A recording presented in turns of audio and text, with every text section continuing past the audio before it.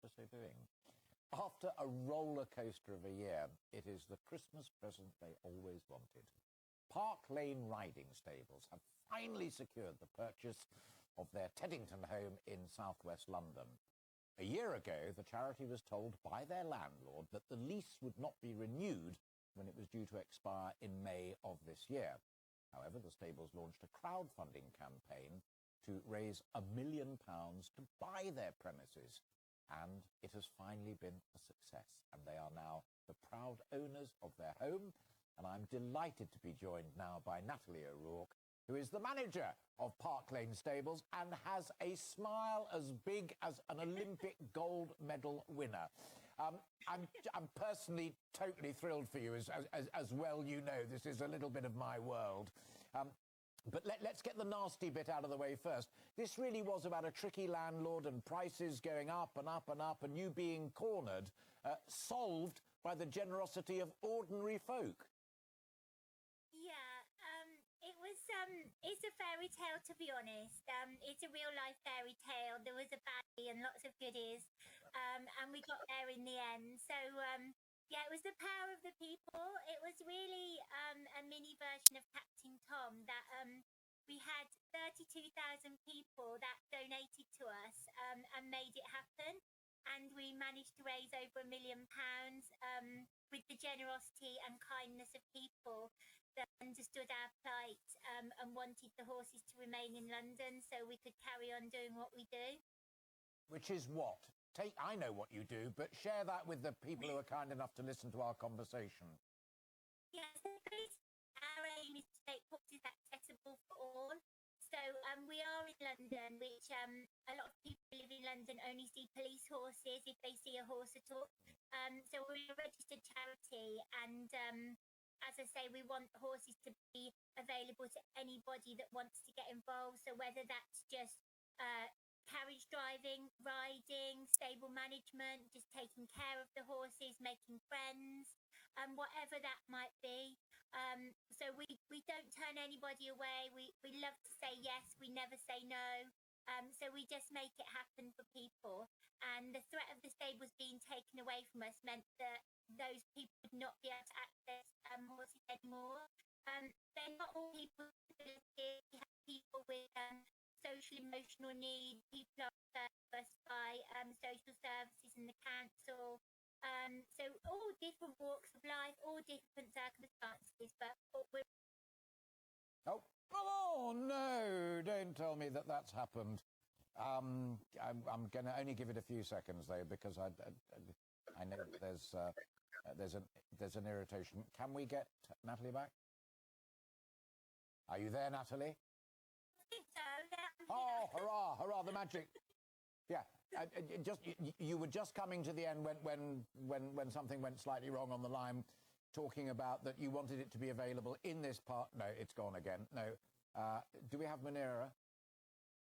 Okay, fine. If we can get back to Natalie Rook, we will do, manager of Park Lane Stables, but basically saying horses are magic and it doesn't matter whether you've got lots of money or not much money at all. It's just great to get on the back of a horse and to enjoy it.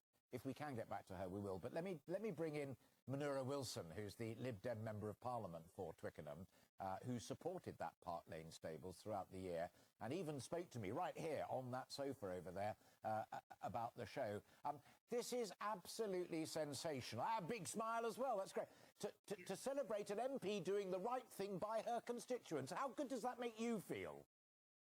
Well, look, I can't overstate my role in this. It was down to the generosity of both the local community and thousands of people up and down the country that have supported the crowdfunding campaign that enabled Natalie and the team to be able to purchase the site. But of course, it's part and parcel of my job to support fantastic local organisations such as this one that means so much to the local community. It's something that I and other MPs do day in, day out. And I'm just delighted that this one resulted in a success story. Totally, absolutely. And also, I would suggest, though, that it's quite helpful for people like Natalie and the team at Park Lane when they were being mucked about by a landlord to know that they have somebody with MP after their name on their side of the argument. It gives them not only a kind of moral strength, but also on their side of the argument. It gives them not only a kind of moral strength, but also a little bit of political leverage. Yeah, well, I hope so.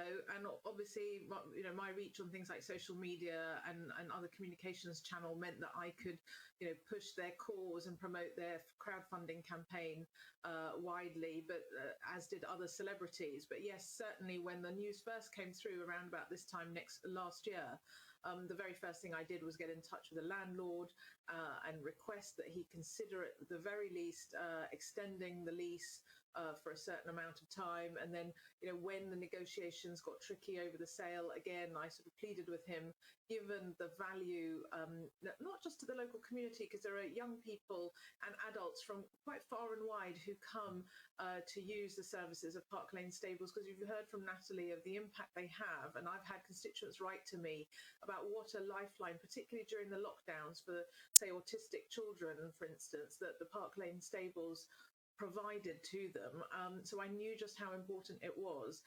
But at the end of the day, it then came down to a negotiation and a private transaction where what I could offer was moral support. I obviously, I couldn't get involved in that negotiation and the commercial transaction at the end of the day. Absolutely not, and I wouldn't push you upon that at all, but that was beautifully expressed and very subtly and diplomatically explained.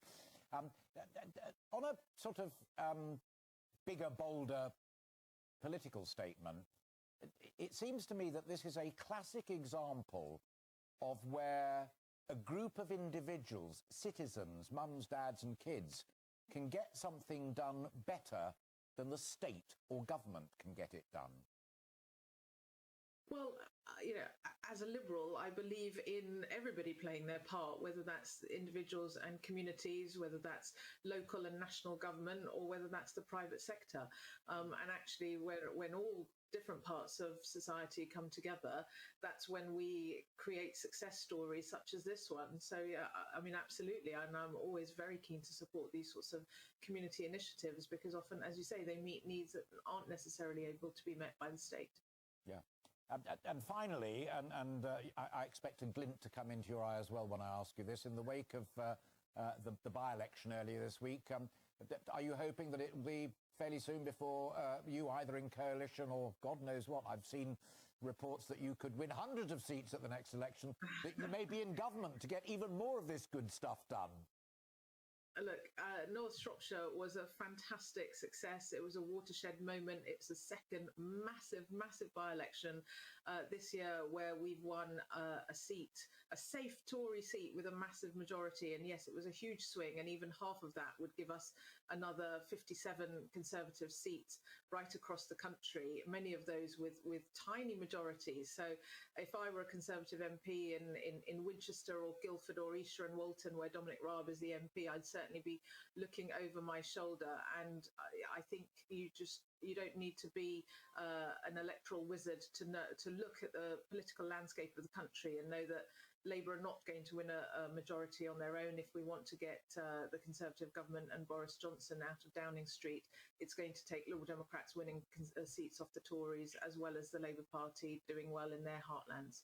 We shall watch that with great interest. And by the magic of television, they're joining us in the middle. Between us, Munira, is the wonderful Natalie Rook, who is back by magic. Natalie, Munira was mentioning the point that I wanted to come to, funnily enough, and that is the great impact on what you do, particularly for young folk who face challenges, whether it's physical disability or autism, the magic, the therapeutic magic of the horse. Yeah, horses are truly magical, and they're great levelers. They don't judge anybody, so it doesn't matter, children that get bullied at school for different things, they come here and they're just treated exactly the same by our team and by the horses.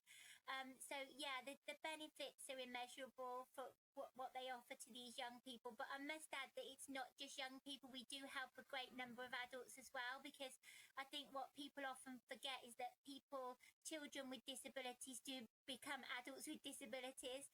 And we work very hard to include those people as well. And we have a big social program so they can make friends here, and work hard to make sure people are not socially isolated.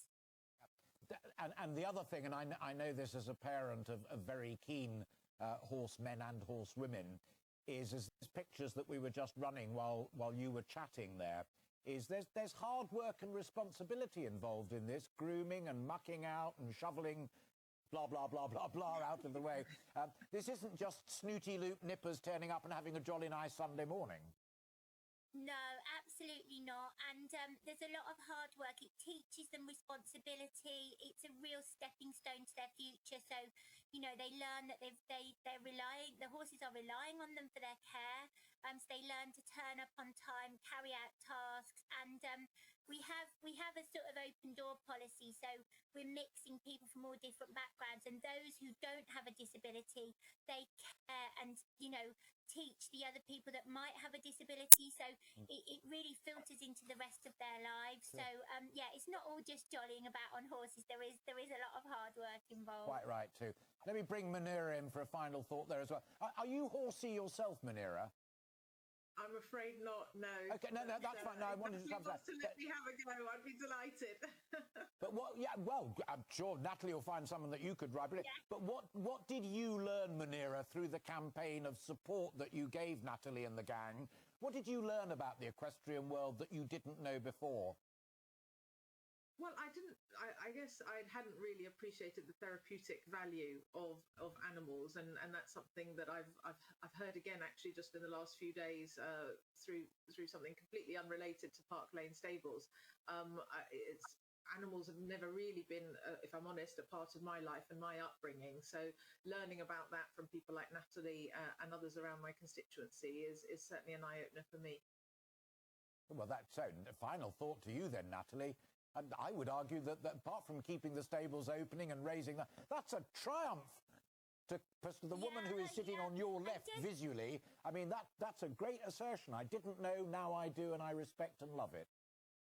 Yeah, and just to get the message out there that horses are for everybody. There's a sort of misconception in the general population that horses are for posh rich people, and you know, and it's quite an elitist sport. And we just really like to dispel that myth and say horses are for everybody, and you can access them. If you're not in London, you can get to your local Riding for the Disabled Association group, and anybody should be able to enjoy them and experience that magic too.